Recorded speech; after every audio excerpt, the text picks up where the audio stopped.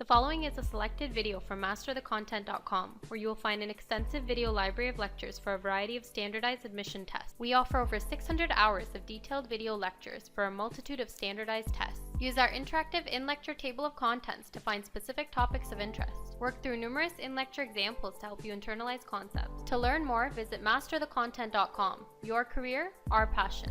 The main structures of the respiratory system. So we have the nose, the pharynx, the larynx, the trachea, the bronchi, the bronchioles, the lungs, and the alveoli.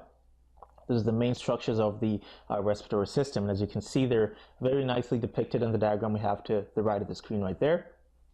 So the nose is basically comprised or composed of external and internal portions.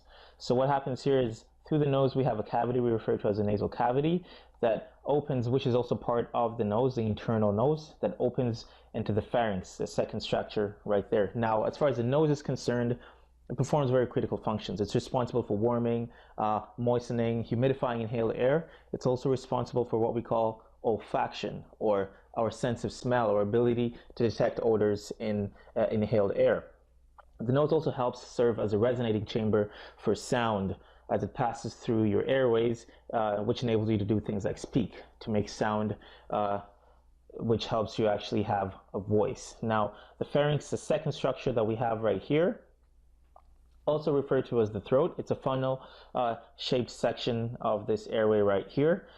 It begins at the opening of the end of the internal nose, an opening we refer to as the internal nares or the internal nostrils, and it moves all the way down to a different structure we call the larynx. So this section right here is what we refer to as the pharynx. Now, the larynx, also called the voice box, it's a short cartilaginous chamber which actually connects the pharynx to the trachea. Now, the larynx is primarily responsible for our voice because it contains our vocal cords, right?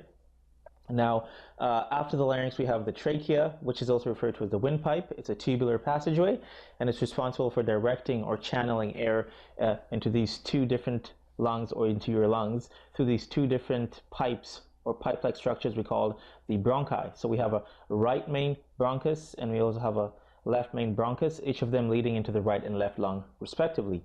Now, we also obviously have the lungs, in which gaseous exchange actually takes place more specifically at small structures referred to as alveoli inside the lungs. So that's what we're going to take a look at when we get to that point. Now,